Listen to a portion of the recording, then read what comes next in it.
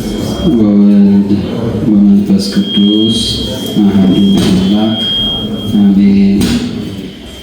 ክርስቶስ ተንሥአ እሙታን አሰሮ ለሰይጣን ሰላም ኮነ። ክቡር አባታችን ሊቀ ጠበብት መምህር ፍስሐ የደብራችን ስብከተ ወንጌል ኃላፊ፣ ክቡራን አባቶቼ ካህናት፣ ወንድሞቼ ዲያቆናት፣ የእግዚአብሔር ቤተሰቦች፣ ወንድሞች፣ እህቶች፣ እናቶች፣ አባቶች በእግዚአብሔር ፍጹም ሰላም እንደምን ዋላችሁ? እንደምን ቆያችሁ? አሜን። በቸርነቱ በምሕረቱ ጠብቆ በእድሜያችን ላይ ዛሬን ጨምሮ እንደ ኃጢአታችን እንደ በደላችን ሳይመለከት በቸርነቱ በዚህ ስፍራ ሰብስቦ ቃሉን እንድንሰማ ስሙ እንድናመሰግን የፈቀደልን ልዑለ ባሕሪ እግዚአብሔር አምላካችን ስሙ ዛሬም ዘወትርም ለዘላለም የተመሰገነ ይሁን። እንኳን ለበዓላቱ ሁሉ ለትንሣኤ በዓልና ከዛ በኋላ ላከበርናቸው በዓላት በሙሉ በሰላም አደረሳችሁ አደረሰን። ያደረሰን እግዚአብሔር አምላካችንን እስቲ እናመስግናለን። የእግዚአብሔር አምላካችን ስም የተመሰገነ ይሁንልን። ለትምህርታችን ርዕስ አድርገን የምንነጋገረው ኃይለ ቃል እግዚአብሔር ከእንቅልፍ እንደሚነቃ ተነሳ፣ የወይን ስካር እንደተወው እንደ ኃያል በሚል ርዕስ እንማማራለን። ይህንን ኃይለ ቃል የምናገኘው በመዝሙረ ዳዊት መዝሙር 77 ቁጥር 65 ላይ ነው። በዚህ ኃይለ ቃል ውስጥ በአጭሩ የምንመለከተው ሁለቱንም በዓላት በማጣመር ወቅቱ የትንሣኤ ስለሆነ ስለዛ ከእንቅልፍ እንደሚነቃ ተነሳ የሚለውን ሀሳብ በመያዝና እንደሚታወቀው ቤተክርስቲያናችን የጌታችን የመድኃኒታችን ኢየሱስ ክርስቶስ 18 በዓላትን ታከብራለች። 9ኙ አበይት ናቸው፣ 9ኙ ደግሞ ንዑስ ተብለው በአጠቃላይ 18 በዓላት በየዓመቱ ሁልጊዜ በዋሉበት የሚከበሩ አሉ። በዓላት ደግሞ ወደ ኋላና ወደፊት እያስጠጋቸው በቀመር ደግሞ የሚከበሩ አሉ። ከነዚህ ሁሉ የበላይ የበዓላት ሁሉ በኩር የሆነ ትንሣኤ ነው። ሁሉም በዓላት ናቸው። 9ኙ አበይት በዓላት የተባሉት ሁሉም በዓላት ናቸው። እኩል ክብር ያላቸው፣ እኩል የሕይወት ትርጉም ያላቸው ናቸው። ከነዚህ ሁሉ ግን ትንሣኤ ይበልጣል። ትንሣኤ አንደኛ በአከባበሩ ይበልጣል። ሌሎቹን በዓላት ልደቱን፣ ጥምቀቱን፣ ጽንሰቱን፣ ሆሳና፣ ደብረ ዘይት የምናከብራቸው በሙሉ አንዳንድ ቀን ነው የሚከበሩት። በዓለ ትንሣኤ ግን ለየት ብሎ ለ50 ቀናት በሙሉ በዓለ ትንሣኤ ሆኖ ይከበራል ማለት ነው። እነዚህን 50 ቀናት በሙሉ ስለ ጌታችን ስለ መድኃኒታችን ስለ ኢየሱስ ክርስቶስ ትንሣኤ እያሰብን መነሳቱን ሞትን ድል ማድረጉን እያሰብን የምንቆይበት ጊዜ ነው። በዚህ ጊዜ ጾምም አንጾምም፣ ስግደትም አንሰግድም። ከነዚህ ሁሉ ተከልክለን ፍጹም መንፈሳዊ በሆነ ስጋዊ የሆነ ሳይሆን ፍጹም መንፈሳዊ የሆነ በዓልን እያሰብን እንቆያለን ማለት ነው። 50 ቀናቱን በሙሉ እንደዚህ የምናከብረው በዓል የለንም ማለት ነው። ለምንድን ነው? ይህ ትንሣኤ የሃይማኖት ሁሉ ድል ስለሆነ ነው። ድል ስለሆነ ትንሣኤ ባይኖር ኖሮ ሃይማኖታችን ከንቱ ነበር ይላል ቅዱስ ጳውሎስ በዚህ በአንደኛ ቆሮንቶስ ምዕራፍ 15-17 ላይ ትንሣኤ ባይኖር ጌታችን ኢየሱስ ክርስቶስ ባይነሳ ስብከታችን ሁሉ ከንቱ ነበር የሚሆነው። ምን ብለን እንሰብካለን? ምንስ ነው መደምደሚያው? ያ ሁሉ የተደረገ ነገር ያ ሁሉ የሆነ ሁሉ በሞት ተደምድሞ ቢሆን ባይነሳ ኑሮ ማለት ባይነሳ ኑሮ ሃይማኖታችን ድሉ የቱ ጋር ነው? ማሸነፉ የቱ ጋር ነው? ኢየሱስ ክርስቶስ አሸንፏል፣ ሁሉን ነገር ፈጽሞ በድል ወደ ቀደመ ክብሩ ተመልሷል የምንለው በትንሣኤ አማካኝነት ስለተነሳ ነው። ባይነሳ ኖሮ እንደሌሎቹ ነቢያት፣ እንደሌሎቹ የሃይማኖት መስራቾች፣ እንደሌሎቹ ፈላስፎች ሙቶ ቀርቶ ቢሆን ሞት አሸንፎት ቢሆን ምን ብለን ነበር የምንሰብከው እያለ ይናገራል ማለት። ስለዚህ የዚህ ሁሉ የሃይማኖታችን የተደረገው የድህነት ስራ ሁሉ ድሉ ማጠቃለያው ትንሣኤ ስለሆነ መቃብሩ ባዶ ስለሆነ ተኪዶ የምንጎበኘው በኢየሩሳሌም የምናየው መቃብሩ ባዶ ክፍት ነው፣ በውስጡ ምንም የለበትም፣ ባዶ ነው። በዚህ ሰው ተቀብሮ ነበር፣ ግን ያ ሰው ሞትን ድል አድርጎ ስለተነሳ መቃብሩ ባዶ ነው። እንደ የትኛውም አይነት መቃብር አይደል። የትኛውም መቃብር ብንሄድ የፈለገ ዘመናት ቢያስቆጥር በውስጡ የነበረው ሰው እንዳለ ስጋው ባይኖር አጥንቱ ይኖራል ለረጅም ዘመናት ማለት። ስለዚህ የጌታችን የኢየሱስ ክርስቶስ አሸናፊነቱ ሃይማኖታችን ድል አድራጊ መሆኑ የሚታወቀው በትንሣኤ ስለሆነ ነው። ስለዚህ ትንሣኤ የበዓላት ሁሉ በኩር ነው ሲባል ከዚህ አንፃር ነው ማለት። ስለዚህ ክርስትና አሸናፊ ነው። ክርስቲያን ተስፋ አይቆርጥም። ክርስቲያን ኃያል ነው። በዚህ ምድር ላይ ቢሞት በሞት ደሙ ፈሶ ቢጠናቀቅ እንኳን ትንሣኤ ያለው በመሆኑ አሸናፊ ነው የሚሆነው። እንኳን እሱ አይደለም እኛ ራሱ አሸናፊዎች ነን ማለት።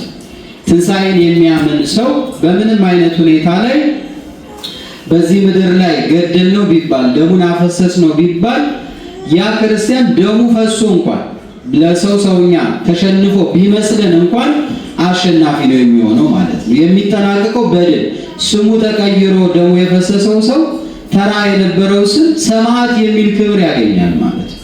እንዲሁም አሸናፊ ይሆናል ማለት ነው። እንዲሁ ከሚሞት ሰው ይልቅ ደሙ ፈሶ የሚሞት ሰው ሰማዕት ተብሎ ክብሩ ሁሉ ከየትኛውም ቅዱሳን የበላይ ይሆናል ማለት ነው። ደሙ ስለፈሰሰ ለሰው ሰውኛ ተሸናፊ ሊመስል ይችላል፣ ግን በክርስትና ሃይማኖት እንደዛ ሳይሆን የበለጠ ክብር ያገኛል፣ የሰማዕትነትን ዋጋ ያገኛል፣ በእግዚአብሔር ዘንድ ከፍ ያለ አክሊልን ያገኛል፣ ስሙ በቤተ ክርስቲያን ላይ ይተከልለታል ማለት ነው። ስለዚህ ክርስቲያን በፍጹም ማሸነፍ አይቻልም። ክርስቲያን የሚሸነፈው በኃጢአት፣ በውድቀት፣ ዓለምን በማሰብ ከክርስትና በመውጣት ይሸነፋል። ባዶ ይሆናል፣ ከንቱ ይሆናል ማለት ነው። ግን በጉልበት በኃይል እናሸንፋለን በማለት ግን ክርስትናን ማሸነፍ አይቻልም። እንዲያው ያ በሚያደርጉበት ግብግብ ክርስትናውን የበለጠ እያጸኑት ይሄዳሉ ማለት ነው።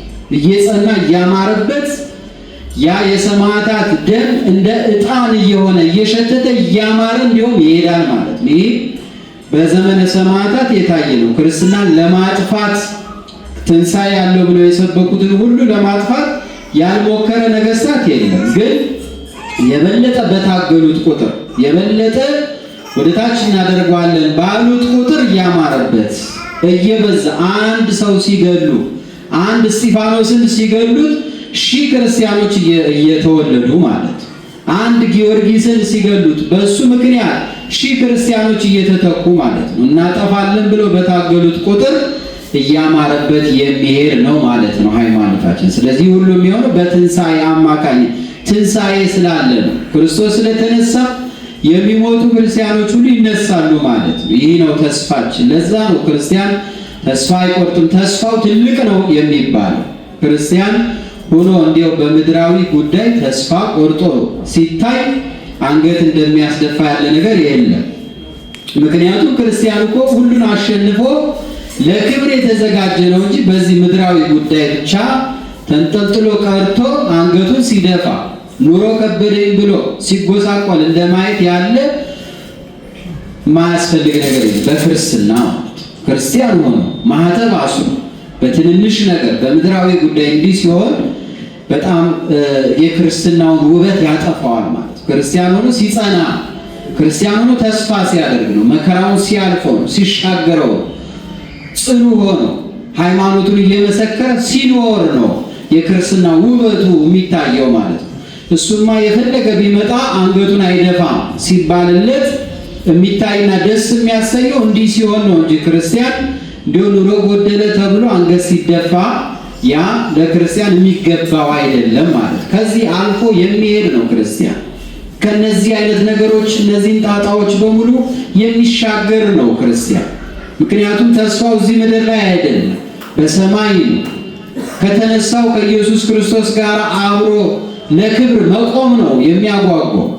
በእግዚአብሔር ክብር መቆም ነው የሚያጓጓው እንጂ ክርስቲያን እንዲህ ያሉ ነገሮች የሚያጓጉት አይደለም ማለት ነው። ቢሳካ ጥሩ ነው፣ ባይሳካ ግን ክርስቲያን አንገቱን አይደፋም ለማለት። ስለዚህ ትንሣኤው ለእኛ ክብራችን ነው። ለዚህም ደግሞ በቤተ ክርስቲያን በታላቅ ሁኔታ ይከበራል ማለት ነው። መዝሙረኛው ዳዊትም በብዙ ትንቢት ተናግሯል። እግዚአብሔር እንደሚነሳ፣ እግዚአብሔር አሸናፊ እንደሆነ በትንቢት መነጽር እያየ ስለ መሲሁ መምጣት፣ ስለ መሲሁ ማዳን፣ በመጨረሻም ደግሞ ሞትን ድል አድርጎ እንደሚነሳ ሁሉ በትንቢት ሲናገር ቆይቷል። ከትንቢቶቹ መካከል ነው ይሄ እግዚአብሔር ከእንቅልፍ እንደሚነቃ ተነሳ፣ የወይን ስካር እንደተወው እንደ ኃያል ሆኗል እያለ በትንቢት እያየ እግዚአብሔር እየገለጸለት በዛ ጊዜ የሚሆነውን ነገር መንፈስ ቅዱስ ገልጾለት እያየ የጻፈው ስለ መድኃኒታችን ስለ ኢየሱስ ክርስቶስ የተናገረው ነው ማለት። ንግግሩ ቀጥተኛ አይመስልም፣ በጥበብ የተቃኘ ነው። ከእንቅልፍ እንደሚነቃ ተነሳ፣ የወይን ስካር እንደያዘው እያለ አመስጥሮ የተናገረው ነው። የመጀመሪያው ከእንቅልፍ እንደሚነቃ ብሎ ያ ሞትን እንቅልፍ እያለ ሲጠራው እንመለከታለን። ሞቱን ከእንቅልፍ እንደሚነቃ ተነሳ እያለ ሞትን እንቅልፍ አድርጎ ሲጠራው እንመለከታለን። እንቅልፍ በመጽሐፍ ቅዱስ ለብዙ ነገር ይተረጎማል። ለድካም ይተረጎማል፣ ለስንፍና ይተረጎማል። ከዛ ውስጥ አንዱ ደግሞ ለሞት ይተረጎማል። የሞተ ሰው አንቀላፋ ተብሎ በመጽሐፍ ቅዱስ በብዙ ቦታ እናገኛለን። ከአባቶቹ ጋር አንቀላፋ፣ እገሌ ይህን ዓመት ኖረ፣ በዚህ ዘመን ከአባቶቹ ጋር አንቀላፋ እየተባለ በአዲስ ኪዳንም ቀጥሎ ቅዱስ እስጢፋኖስ እንኳን ሰማዕትነትን በሚቀበልበት ጊዜ በሐዋርያት ሥራ ላይ እንደተገለጸልን አንቀላፋ ነው ተብሎ የተነገረው ማለት ነው። ሞቱ እንደ እንቅልፍ ተደርጎ ተቆጥሯል ማለት ነው። ለምንድን ነው ሞት እንቅልፍ የሆነው ቢሉ በትርጉም የተቀመጠ ነው። አንደኛ ሰው አልተኛም ማለት አይችልም ይላል። ሰው የፈለገ ቢሆን 2 ቀን 3 ቀን ሊፈጅበት ይችላል ከታመነ፣ ግን አልተኛም ማለት አይችልም። ሞትንም ማንም ሰው አልሞትም ማለት አይችልም። አንደኛ አልወለድም ማለት አይቻልም፣ አልሞትም ማለት አይቻልም። ሁለቱንም የኛ ፍቃዶች አይደሉም፣ የእግዚአብሔር ፍቃዶች ናቸው እነዚህ። መወለድ ፈልጎ ጠይቆ የመጣ ሰው የለም። ማንም ሰው አላመለከተም። እግዚአብሔር እድል ሰጥቶት በሕይወት ኑር ብሎ ነፍስና ሥጋ አዋህዶለት ነው። እግዚአብሔር ፈቅዶ ይወለዳል አንድ ሰው። ሲሞትም ደግሞ ማንም የሚያማክረው የለም። በዚህ ቀን ትሞታለህ ተብሎ የሞቱ ቀን የሚነገረው ሰው የለም። ስለዚህ ድንገት እንሞታለን፣ ሁለቱን ማለት አንችልም። ስለዚህ ማንቀላፋት በምድራዊ ሕይወት እንደ ሞት ተመስሎ አልተኛም ማለት የሚችል ሰው እንደሌለ ሁሉ አልሞትም ማለት የሚችል ሰው ስለሌለ ሞት በእንቅልፍ ተመስሏል ማለት። አንድም ደግሞ ከእንቅልፍ አልነሳም ማለት የሚችል ሰው አለ። ከእንቅልፍ አልነሳም በቃ አሁን ተኝቼ እስከ ልክ እንደ በመጽሐፍ ቅዱስ እንደተጻፈው እንደ አቤሜሌክ ለ60 ዓመታት እተኛለሁ ማለት የሚችል ሰው የለም። ይተኛል፣ መተኛቱ አለ ፈቃዱ ነው የሚተኛው። አለ ፈቃዱ ደግሞ ይነሳል። ድንገት ተቀስቅሶ ሊነሳ ይችላል፣ በአላርም ሊነሳ ይችላል። ሰው ግን አልነሳም በቃ ተኝቼ ነው የምቆየው ማለት 2 ዓመት 3 ዓመት ቆያለሁ ማለት ደግሞ አይችልም ማለት ነው። ስለዚህ እነዚህ ሁሉ የሚያስገነዝቡን የሞት ምሳሌዎች ናቸው ማለት ነው። ከዚህ በኋላ አልነሳም ብሎ መተኛት እንደማይቻል ሁሉ ተሙቶ ደግሞ አልነሳም ማለት ደግሞ አይቻልም ማለት ነው። ልክ እንቅልፍ ሳንፈቅድ እንደምንተኛ ሳንፈቅድ እንሞታለን ማለት ነው። ከእንቅልፍ ደግሞ እንደምንነሳው ደግሞ ከሞትም ደግሞ ምን እንላለን ማለት ነው? እንነሳለን ማለት ነው። ክርስቲያኖች አያችሁ፣ ራሱ የየዕለት እንቅልፍ መተኛትና መነሳት የሕይወትና የትንሣኤ ትርጉም እየሰጠ ነው የምንነሳው የምንኖረው ማለት ነው። ከእንቅልፍ የግድ እንነሳለን። ስለዚህ ሙቶም ደግሞ የሚቀር ሰው ይነሳል ማለት ነው። ሰው ትንሣኤን የማያምን ሰው ሰዱቃውያን አይቀበሉም። ትንሣኤ ሰው እንዴት እንደዚህ በስብሶ እንዴት እንደዚህ አጥንት ሆኖ እንዴት ይነሳል ብለው ያምናሉ። አያምኑም፣ አይቀበሉም ትንሣኤን። እና ብዙዎች ያንን ይሰብኩ ያስተምሩ ነበር። ሰው አይነሳ አሁንም የሚሉ ሰው ይኖራሉ። ግን ልክ የእንቅልፍ ምሳሌ ራሱ በቂ ማረጋገጫ ነው ማለት ነው። ስለዚህ ተኝተን እንደምንነሳ ሙተን ደግሞ እንነሳለን ማለት ነው። ክርስቲያኖች ከአምስቱ አዕማድ ምስጢራት መካከል አንዱ ትንሣኤ ሙታን የሙታን መነሳት ነው። ይህንን ነው ተስፋ የምናደርገው። አራቱ ምስጢራት አምነን የምንቀበላቸው ዕለት ዕለት የምንፈጽማቸው ናቸው። ትንሣኤ ሙታን ግን ተስፋ የምናደርገው ይህን ነው። አንድ ክርስቲያን ይህንን ተስፋ አላደርግም ካለ ከሃይማኖቱ ሊሻር ይችላል። ምክንያቱም የሃይማኖቱ አዕማድ ነው። ይሄ የክርስትናው መሰረት ነው። ይህ መቀበል ማመን ግዴታ ነው ማለት ነው። እንነሳለን ብለን ነው የምናምነው። ሙሉ በሙሉ እምነታችን ነው የምናምነው የምንቀበለው። ባንቀበል ብንጠራጠር ተጠራጣሪዎች እንባል፣ መናፍቅ ሊባል ይችላል አንድ ሰው። ሌላ እንነሳ እንችላለን ካለ ምንፍቅና ነው ይሄ ማለት። ስለዚህ የሃይማኖት እንደ ዶግማ ትምህርት አንዱ ራሱ ትንሣኤ ሙታን ነው ማለት። ስለዚህ እንቅልፍ የሞት ምሳሌ አድርጎ ቅዱስ ዳዊት ይናገራል ማለት ነው። አንድም ደግሞ በሶስተኛ ለክርስቶስ ብቻ የሚነገርለት ደግሞ አንድ ሰው የፈለገ ቢተኛ እንዲያው እገሌ ሞቷል ሊባል ይችላል? አይቻልም ማለት እገሌ አሁን ሲሞት ሰው ይለቀሳል። ስለተኛ ይለቀሳል ሰው አይለቀስም። ለምን? ይነሳል ተብሎ። እንደገና ደግሞ ያ ሰው የፈለገውን ያህል በእንቅልፍ ቢሰምጥ እንቅልፍ ውስጥ ቢገባ በትንሽ ነገር ግን ሊነቃ ይችላል ማለት ነው። ሙሉ በሙሉ ተኝቶ ያለ ሰው እንቀስቀሰው ቢባል መቀስቀስና ማስነሳት ይቻላል ማለት ነው። ማስነሳት እንችላለን ማለት ነው። ስለዚህ ለክርስቶስ ደግሞ በተለየ ይነገርለታል። መድኃኔዓለም ኢየሱስ ክርስቶስ ምንም እንኳን ቢሞት ሞትን ቢቀምሳትም ሞቱ ግን ሳያውቃት የሆነች አይደለችም። ወይ ደግሞ ሞት አሸንፋው ወይም ደግሞ ከሱ በልጣ የያዘችው ነገር አይደለችም ማለት ነው። ሞት እየሰማ ነው ያለው ማለት እየሰማ። ይህንን በምን እናውቃለን ቢሉ ቅዱስ ዮሴፍና ኒቆዲሞስ ቅዱሱን ሥጋውን ከመስቀል ላይ አውርደው በክብር እየገነዙት እያለ ቅዱሱ ሥጋው አነጋግሯቸዋል። እንዴት እንደተራ ሰው እንዲህ ታደርጋላችሁ ብሎ ማለት ነው። እንዴት እንዲህ አይነት መግነዝስ ለሌላ ሰው እንደሚገባው ያለ ዝም ብላችሁ እንዴት ትገንዙኛላችሁ ብሎ አነጋገራቸው ይላል። ቅዱሱ ሥጋው ማለት ነው ሞትን ከቀመሳት በኋላ እና ምን እያልን ነው የምንገንዝ? ቅዱስ እግዚአብሔር፣ ቅዱስ ኃያል፣ ቅዱስ ሕያው እያላችሁ ግነዙ፣ እንዲህ እያላችሁ ነው ልትገንዙኝ የሚገባው ብሎ ሙቶ እንኳን አስተምሯቸዋል ማለት። ስለዚህ ሞትን የቀመሳት አቀማመስ የፈቃዱ ነች። በፈቃዱ ነው ያችን ሞት የቀመሳት። ቀምሷት እንኳን አላሸነፈችውም ማለት ነው። ቅዱሱ ሥጋው መናገር ይችላል ማለት። ሰው መቼም ከሞተ በኋላ ቃል እያወጣ አይናገርም። ይህ ተራ ሰው የሆነ ሁሉ ይህንን ማድረግ አይችልም። መድኃኔዓለም ኢየሱስ ክርስቶስ ግን ምንም እንኳን ሞትን የቀመሳት ቢሆንም በፈቃዱ ስለሆነች በፈለገ ጊዜ መንቃት ይችል ነበረ ማለት ነው። ስለዚህ ነቅቶ አነጋገራቸው። የኪዳን ጸሎት መግቢያውን አስተማራቸው ማለት ነው። በኋላ የኪዳንን ጸሎት በደንብ አስተምሮ ይጨርሳል በትንሣኤው በኋላ። ግን ቅዱስ እግዚአብሔርን ብሎ ያስተማራቸው በዛ ጊዜ ነው ማለት ነው። አያችሁ ክርስቲያን።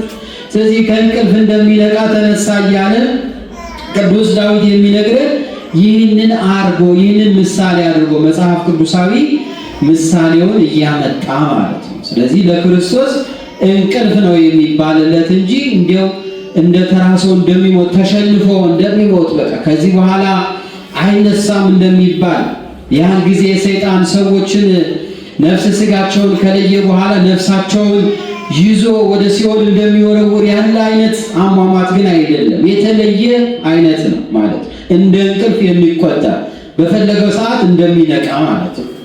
በፈለገ ሰዓት እንደሚተኛ ያለ በፈቃዱ የተቀበላት ሞት ነች።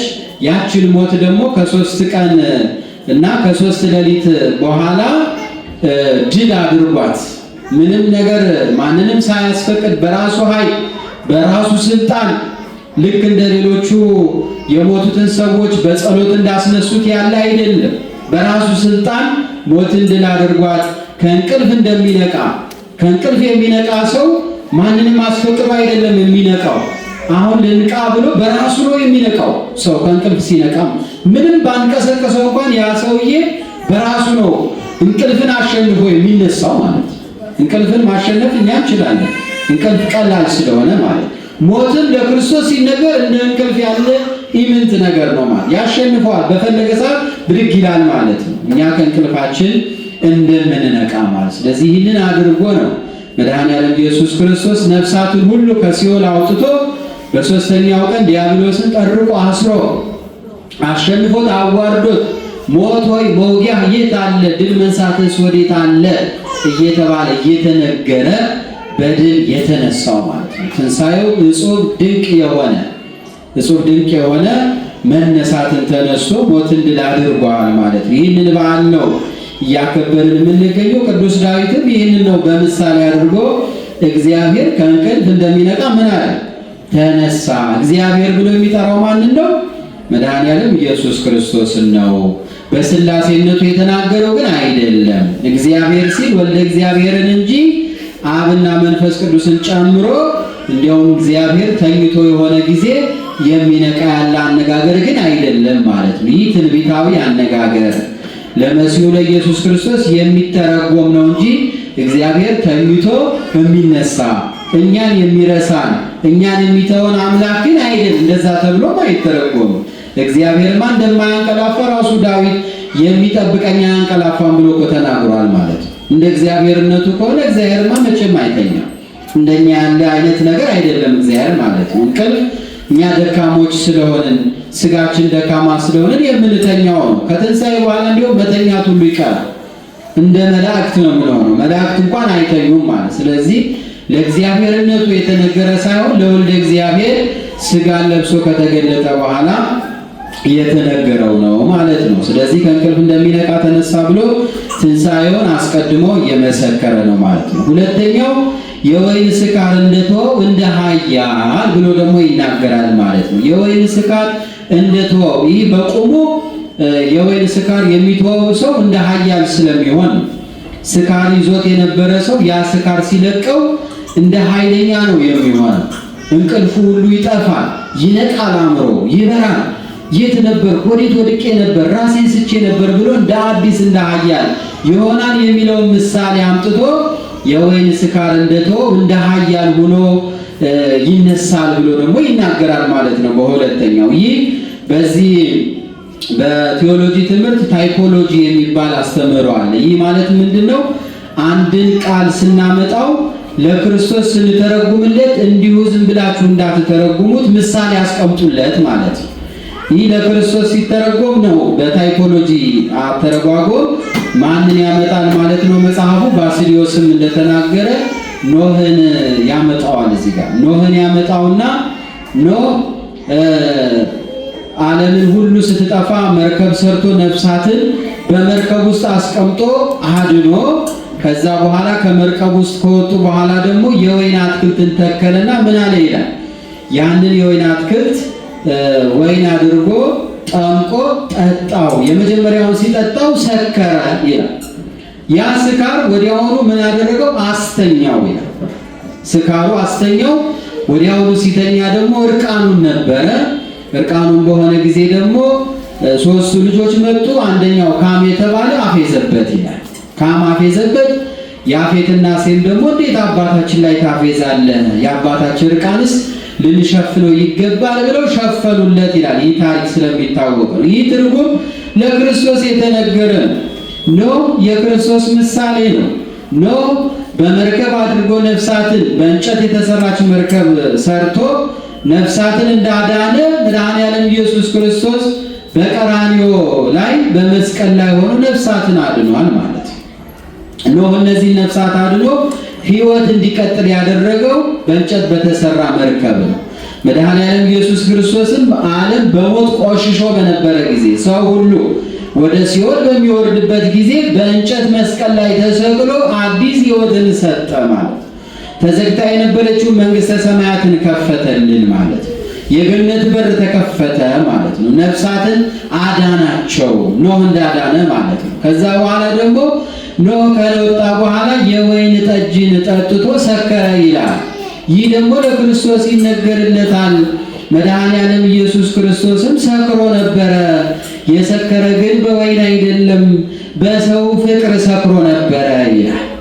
በሰው ፍቅር ወይን ጠጥቶ ኖህ ሰክሮ እርቃኑን እንደሆነ መድኃኔዓለም ኢየሱስ ክርስቶስ እኛን ስላፈቀረ ሁላችን ስለወደደ ሳያፍር ምንም ነገር ሳይል እርቃኑን ሆኖ በመስቀል ላይ ስለ ሰው ፍቅር ሲል እርቃኑን ሆኖ ታይቶ ነበር፣ ተሰቅሎ ነበር። መድኃኔዓለም እያልን የምናከብረው መጋቢት 27 የሚከበረው ይህንን ነው። ሁልጊዜ የምናስበው መድኃኔዓለም እዛ ላይ ሆኖ ስንመለከተው ምንድነው ያስገድደው እንደዛ እንዲሆን? እርቃኑን ሆኖ ያን ሁሉ ተሰቃይቶ ያን ሁሉ ግርፋት፣ ያን ሁሉ መከራ፣ ያን ሁሉ ስቃይ ለምንድነው እንደዛ የሆነው? ለምንድነው እንጨት ላይ የተሰቀለው? የሰው ፍቅር አስክሮት ነው። በሰው ፍቅር ስለተያዘ ነው። ሰው እንዴት ጠፍቶ ይቀራል፣ ሰው እንዴት ወጥቶ ይቀራል ብሎ እኛን ስለወደደ የሚወደድ ስራ ሳይኖረን የሚፈቀር ነገር ሳይኖረን እየሸሸነው እሱ ቀረበ፣ እየጠላነው ወደደ፣ እየራቅነው ቀረበን። ክርስቲያኖች እኛ ከሱ ለመራቅ በተጓዝን ልክ እግዚአብሔር ደግሞ ወደኛ ይቀርብ ነበረ። እግዚአብሔር ደግሞ እኛን ይፈልግ ነበረ። አዳም ቢበድለው አዳም አልታዘዝም ቢለው እግዚአብሔር የምሕረት ቃል ኪዳን ሰጠው። ከልጅ ልጅ ተወልጄ አድንሃለሁ፣ አይዞህ አንተ ብትሸሸኝ ምን እመጣለሁ፣ እኔ ቤትህ እገባለሁ፣ ከልጅ ልጅ እወለዳለሁ ብሎ ተናገረው ማለት ነው። በዘመናት ነቢያትን እያስነሳ ቃሉን እየተናገረ ቃሉን እያስተማረ ስርዓትን እየሰራ ህዝቡን ሁሉ ይጠብቅ ነበር። እግዚአብሔር አምላክ የሰውን ልጅ አልተወው። የሰውን ልጅ እንደወጣ ይቅር አላለውም። እግዚአብሔር አምላካችን ሁል ጊዜ የሚፈልገን አምላክ፣ ሁል ጊዜ የት ናችሁ ብሎ የሚጠይቀን። ሰው እኮ ይሰለቸዋል። ዘመድ እኮ ሊሰለቸው ይችላል። እናት አባቱን ሊሰለቸው ይችላል ከዘመናት። እግዚአብሔር ግን የማይሰለችው የፈለገ ብንበድል የፈለገ ብንሸሸው እኛን አንድ ጊዜ ስላፈቀረን ስለወደደን ሁል ጊዜ ይፈልገናል ማለት ነው። ክርስቲያኖች እርቃኑን ሆኖ ተሰቀለልን። ክርስቲያኖች መድኃኔዓለምን የምናከብረው ፍቅሩን እያሰብን ነው፣ ውለታውን እያሰብን ነው። ለእሱ አይደለም እንደዛ የሆነው ለእኛ ነው፣ ለእያንዳንዳችን ነው። ይህ የተከፈለው ውለታ ከህሊናችን ሊጠፋ አያስፈልግም። ሁልጊዜ ከእኛ ጋር ሊኖር የሚገባው ነገር ነው። ክርስቲያኖች እንደዛ ሆኖ ደግሞ ኖህ እርቃኑን በሆነ ጊዜ ካም አፌዘበት ይላል። መድኃኔዓለም ኢየሱስ ክርስቶስ ላይም አይሁድ አፌዙበት። ተመልከቱት የናዝሬቱን ኢየሱስ፣ ተመልከቱት ሰውን ሁሉ አድናለሁ የሚለውን እዩት፣ ራሱን ማዳን አቃተው፣ እዩት እንደዚህ አድርገን አሸነፍነው እያሉ ካም ኖህ ላይ እንደተዘባበተ እነዚህ አይሁዶች ደግሞ ይዘባበቱበት ነበር ይላል። ያፌትና ሴም እርቃኑን እንደሸፈኑ ደግሞ ፀሐይና ጨረቃ የአምላካችንን እርቃን አናሳይም፣ የሰው ልጅ ይህን ያህል ቢበድልም የሰው ልጅ ይህን ያህል ቢከፋም እኛ በስነ ተፈጥሯችን ይህንን ነገር አናሳይም ብለው ልክ ያፌትና ሴምን መስለው ፀሐይና ጨረቃ ብርሃናቸውን ከለከሉ፣ ጨለማ ሆነ ይላል። የእግዚአብሔር እርቃን እንዳይታይ ማለት እንዳይታይ። ከዚህ ሁሉ በኋላ ኖህ ከስካሩ ሲነሳ እንደ ኃያል ተነሳ ይላል። ምን ሆኖ ነበር? ጠየቀ። እንዲህ ተፈጥሮ ነበር። ከዛስ ካም እንዲህ አለ፣ ያፌትና ሴም ደግሞ እንዲህ አለ ብለው ተናገሩት ማለት ነው። በዚህ ጊዜ ካምን ረገመው። ለዘላለም አንተ የያፌትና የሴም አገልጋይ ሆናል፣ በእነሱ ላይ መቼም አትሰልጥንባቸዋል። እነሱን ደግሞ መረቃቸው ይላል። ጌታ ኢየሱስ ክርስቶስም የሁሉ ከሆነ በኋላ በድል በተነሳ ጊዜ ያሾፉበትን አሾፈባቸው ይላል። በትንሣኤው የናቁትን ናቃቸው ይላል። የተባረኩትን ደግሞ ሐዋርያትን ደግሞ ባረካቸው ይላል። እየተነሳ እየፈለገ ትንሣኤውን እየገለጸላቸው ተነስቻለሁ እያለ እያሳየ እነዛን ደግሞ ባረካቸው። ያፌትና ሴም እንደተባረኩ ትንሣኤውን ላመኑ ለተከተሉት ላመኑት ደግሞ ቡራኬን ሰጣቸው። እናንተ በሰማይ ላይ ሁሉ ትፈርዳላችሁ አላቸው። ሐዋርያቱን ሰብስቦ ስልጣነ ክህነትን ሰጣቸው። አእምሯቸውን ከፈተላቸው። መጽሐፍትን እንዲያስተውሉ ምስጢሩን ሁሉ ከፋፍቶ አሳያቸው። ብሉይን ሁሉ ስለሱ ይናገር እንደነበረ አሳያቸው። ነቢያት እንዲህ ይሉ ነበር፣ ቀድሞ መምህራን አባቶቻችሁ እንዲህ እያሉ ይናገሩ ነበር ብሎ መጽሐፍትን ሲከፍትላቸው አስተዋሉ፣ አወቁ። ለካ የሁሉ ስላንተ ነው የተነገረው። ለካ ሞትህን መሸነፍ አይደለም፣ ነቢያት ሲናገሩት ነበረ። የነ ኖህ ትምህርት ለካ ይህ ነበር፣ የነ ሙሴ ትርጓሜ ይህ ነበር እያሉ እንዲያስተውሉ አእምሯቸውን ከፈተላቸው፣ ባረካቸው ማለት። የዛን ጊዜ አእምሯቸው ተከፈተ፣ አመኑ፣ በደስታ ሆነው ተቀበሉት፣ እሱም ባረካቸው ይላል ማለት ነው። ስለዚህ የወይን ስካር እንደተወው እንደሚነሳ ሰው ተነሳ ብሎ ቅዱስ ዳዊት ይነግረናል ማለት ነው። ኖህን አምጥተው ደግሞ እነ ቅዱስ ባስልዮስ ተርጉመው አስተምረውበታል ማለት ነው ክርስቲያኖች። ስለዚህ የወይን ስካር እንደለቀቀው እንደተነሳ ይህ መድኃኔዓለም ኢየሱስ ክርስቶስ ተነስቶ ያሾፉበትን የናቁትን ደግሞ እሱ አሾፈባቸው። በትንሣኤው ምክንያት እነሱ አፈሩ። መቃብሩን ጠብቁ፣ ማንም ከዚህ መጥቶ ይህንን እንዳይወስድ ብለው ወታደሮችን አስቀምጠው በድንጋይ በትልቅ ድንጋይ መቃብሩን ዘግተው ማንም ሰው አይገባም፣ ማንም ሰው አይወጣም በሚያስብል ሁኔታ መቃብሩን ዘግተው የነበረ ቢሆንም ያን ሁሉ ጥበባቸውን ከንቱ አደረገው፣ ባዶ አደረገው፣ አፌዘባቸው ማለት ነው። እንደዛ አድርገው ቢሆንም መቃብሩን የሰው እጅ ሳይነካው መቃብሩ ተንከባሎ ነበረ። ወታደሮች እየጠበቁ፣ የሮማ ወታደር ማለት እጅግ ኃይለኞች ናቸው ክርስቲያኖች። እንዲህ በዋዛ እንደምናውቀው ተራ ወታደሮች አይደሉም። እነሱ አንድ እስረኛ አመለጣቸው ማለት ቅጣቱን ያውቁታል። እነሱም ኃይለኞች ናቸው። ሲጠብቁ በግርፋቱ ጊዜ ማስታወስ ይቻላል እንዴት አድርገው እንደሚገርፉ። ስለዚህ እነሱ ያንን ሁኔታ መረዳት ስላልቻሉ አለቆቻቸው ቅዱሱን ሥጋውን ወሰዱት ብላችሁ ተናገሩ ብለው እንዲናገሩ አሁንም እንዲያሾፉ ቢመክሯቸው ትንሣኤውን ግን መሸሸግ አልቻሉም ማለት ነው። በትህትና ወርዶ የተወለደ መድኃኔዓለም ኢየሱስ ክርስቶስ በትህትና ትንሣኤውን አደረገ። ትሑት ስለሆነ እንዲያው ተነስቻለሁ ተመልከቱኝ እያለ አይደለም በአደባባይ የዞረው፣ ላመኑት ብቻ ተገለጠላቸው። ከዛ በኋላ በእምነት ሆነ ማለት ነው ሁሉ ሂደቱ። ያመነ ሰው ትንሣኤውን የተቀበለ ሰው ለተቀበለ ሰው ቡራኬ ይሆንለታል፣ ድህነት ሕይወት ይሆንለታል። ላላመነ ግን እንደ አይሁድ ፌዝ ይሆንበታል ማለት ነው ክርስቲያን። ስለዚህ የወይን ስካር እንደለቀቀው ተነሳ ብሎ ተናገረ ማለት ነው። እነዚህ ሁለት ኃይለ ቃላት የሚያሳዩን የክርስቶስ ፍጹም ትንሣኤውንና ስለኛ ሲል ደግሞ የተቀበረውን መከራ ዋጋ የኖህን ምሳሌ አምጥቶ ይነግረናል ማለት ነው። ረጅም ሰዓት እንዳልወስድ ወደ ነጥብ እንመለስና ለእኛ ከዚህ ውስጥ የምንማረው ምንድን ነው? ማወቅ የሚገባን ምንድን ነው? ሚስጥሩ የትርጓሜው ይሄ ነው። ለእኛ ደግሞ ትንሣኤው ምንድን ነው ትርጉም የሚሰጠን በሕይወት ውስጥ ማለት ነው። በሕይወት ውስጥ ምንድን ያስተምረናል ስንል ቅዱስ ዮሐንስ አፈወርቅ ይህንን አስተምሮበታል። መድኃኔዓለም ኢየሱስ ክርስቶስ ስለ ትንሣኤ ከመነሳት ጀምሮ አይደለም ያስተማረው፣ ቀድሞ ሙታንን በማስነሳት ሲያሳያቸው ነበረ። ሙታንን በማስነሳት የሞቱ ሰዎችን በመጽሐፍ ቅዱስ 3 ጊዜ አስነስቷል። በመጽሐፍ ቅዱስ በዚህ በማርቆስ ወንጌል ምዕራፍ 5 ከቁጥር 40 ላይ ወለተ ኢያኢሮስ የምትባል የኢያኢሮስ የተባለ ሰው ልጅ ታማ ነበረ። በታመመች ጊዜ መጥቶ ኢየሱስን ወደሱ እንደመጣ አወቀ። ሄዶም ልጄ ልትሞትብኝ ነው አድንልኝ ብሎ ጠራው ይላል። ኢየሱስም አድንልሃለሁ ብሎ መጣ ይላል። ወደ ቤቱ ሲደርስ ግን ያቺ የታመመች ልጅ ሞታ ደረሰ።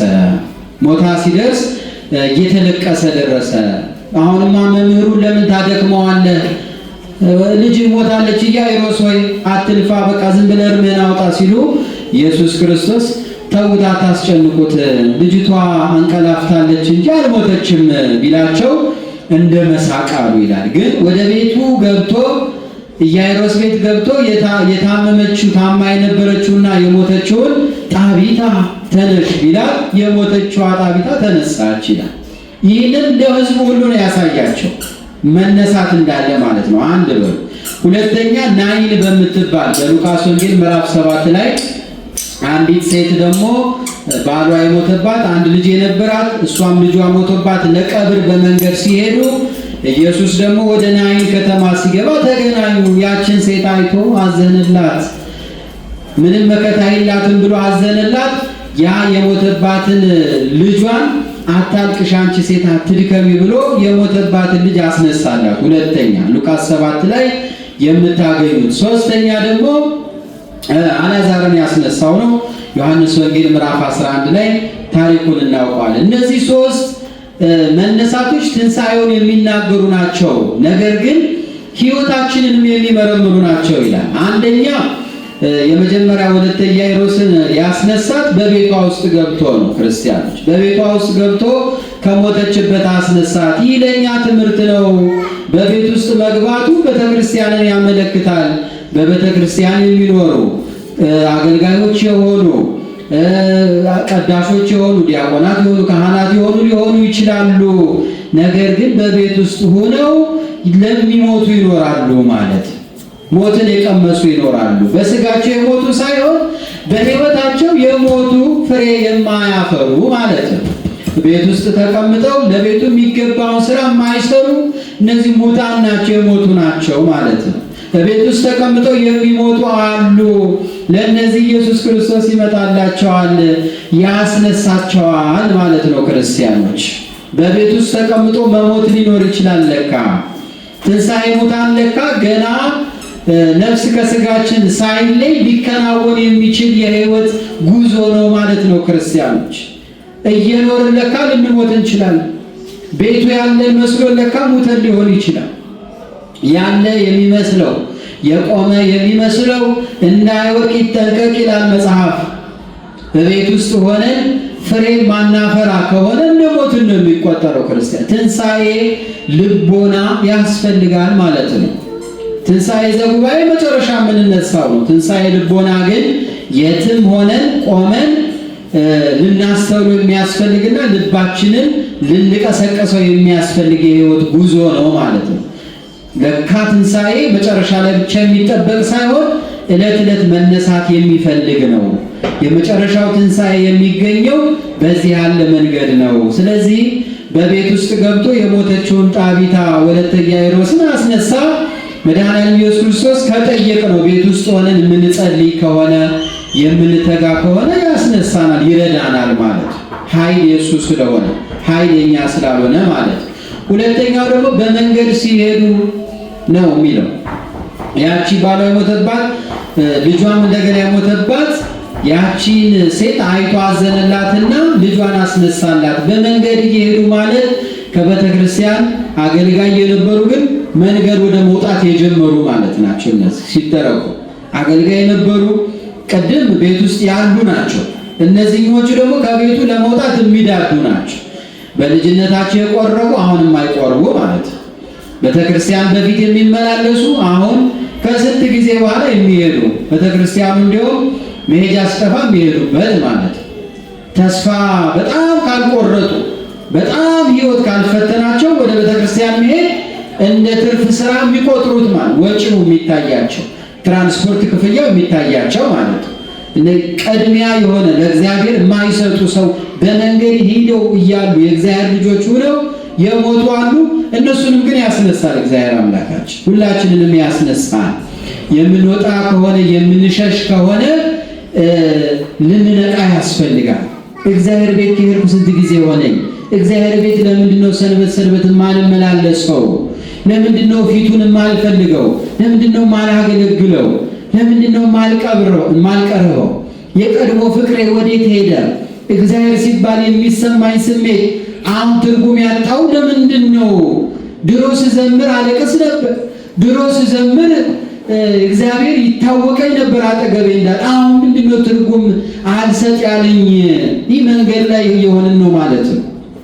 ትርጉም ካልሰጠን ጭብጨባና እልልታ ዋይታ ከሆነ በዛ ውስጥ ብቻ የምንጓዝ ከሆነ ምንም ትርጉም እየሰጠን ካልሆነ ትንሣኤ ያስፈልገናል ማለት ነው። መነሳት ያስፈልገናል ማለት ነው። ራሳችንን ልናነቃ ያስፈልጋል ማለት ነው። በአገልግሎትም ላሉ ለወጡም ማለት ነው። ሶስተኛውን ደግሞ መነሳት ያስነሳው ከምንድን ነው አልን? ከመቃብር ውስጥ አልዓዛር ሆይ ና ውጣ ብሎ ትንሣኤውን ሲያስተምር ነው። መነሳት እንዳለ ሲናገር ነው። ግን ለሕይወታችን የምታስፈልገው የቷ ነች? ከመቃብር ውስጥ ያሉትን እንደሚያስነሳ ማለት ነው። መቃብር ተብሎ የተመሰለ ደግሞ ኃጢአት ነው። ስጥመተ ኃጢአት የያዛቸው በዘፈን በዳንኪራ ያሉ ዓለም የምትጣፍጣቸው በመጠጥ በስካር በዝሙቱ በተለያየ በቃ ዓለማዊ በሆነ ፌሽታ፣ ዋይታ፣ ሆካታ በዛ ውስጥ የሚመላለሱ ማለት ነው። ያው ከቤተ ክርስቲያን ውጭ ናቸው። ከመንገዱም ወጥተዋል። ጨርሰው እንዲሁም ሰምጠው ገብተዋል ማለት ነው። እዛ ዓለሙ ጣፍጧቸዋል ማለት ነው። በቃ የሚታያቸው ነገር ሁሉ ዓለማዊ የሆነ ማለት ስጋዊ ስራ ብቻ የሚታያቸው። ከዚህ ውጪ ደግሞ በክፋት በተንኮል የተለያየ አይነት ህይወት ደግሞ የሚኖር ሰው ሊኖር ይችላል።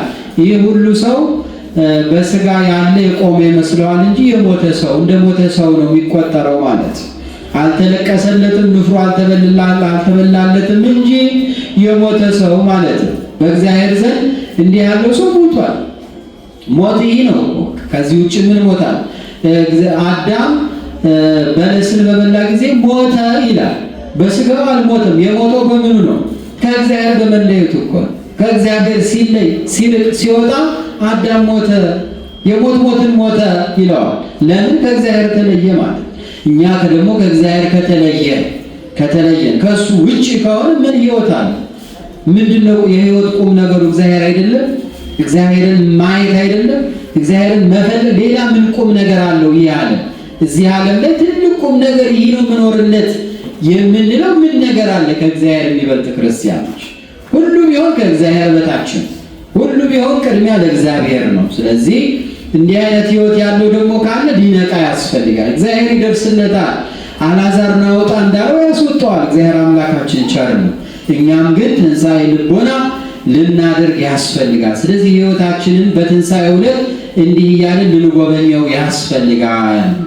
በዓለ ሃምሳ ማለት ቅድም እንዳለው መንፈሳዊ በዓሉ ነው እንጂ የሚጎላው ስጋዊው አይደለም። የስጋዊ ጉዳዮች አይደሉም። ስለ መብላት ስለ መጠጣት አይደለም። 50 ቀን ሙሉ በዓሉን አክብሮ የተባለው 55 ቀን እየጾምን ስለተጎዳን አይደለም። ስጋ እንትን ስለሚያስፈልገው ፕሮቲን ስለሚያስፈልገው አይደለም ብሎ የተባለው በዓሉን እንድታስቡ ነው። ክርስቶስ ተንሥአ እሙታን እንድትሉ ነው። ጧጧ ስትገናኙ ይህን እንድትመሰክሩ ነው። ይህንን እንድንገልጸው ነው። ነጭ እየለበስን ክርስቶስ ተነስቷል እያልን እንድንመሰክርበት ነው 50 ቀን የተሰጠ። ስለዚህ ስጋዊ ነገር እንድንሰራበት አይደለም። ትንሣኤ እሱ ሲነሳ እኛ ደግሞ እንዳንሞት ማለት ነው። በስጋዊ ነገሮች ብቻ እንዳንዋጥ ማለት ነው። ህይወታችን እንዳይደክም ማለት ነው። ከቤተ ክርስቲያን እንዳንርቅ ነው። ለሕማማቱ የነበረው ቁጥር ለሕማማቱ ለዓርብ ስግደት የነበረው ቁጥር ስንትና ስንት ህዝብ ነው? እኛ እስኪገርመን ማለት ነው። አሁን የት ነው ያ ሰው ያለው? የት ገባ ነው? ዓርብ ነው የሚመጣው ሰው? ዓርብ ስቅለት ብቻ ነው ቤተክርስቲያን የሚሞላው ወይስ የትንሣኤ ዕለት ብቻ ነው የሚሞላው? እንደዛ የክርስትና ህይወት ይህ አይደለም። ሁል ጊዜ ቀጣይነት ያለው ህይወት ነውና እኛ ደግሞ በትንሣኤው ጊዜ እንዳንወድቅ እንድንበረታ ደግሞ ያስፈልገናል ማለት ነው። እነዚህን እንድናደርግ ትንሣኤ ልቦና አድርገን ከእግዚአብሔር ጋር ሁል ጊዜ የምንኖርበት ህይወት እግዚአብሔር አምላካችን ይስጠን። ያስተማረን የመከረን ወደ ባህር እግዚአብሔር አምላካችን ስሙ የተመሰገነ ይሁንልን። ወስብሐት ለእግዚአብሔር። ይቆየን።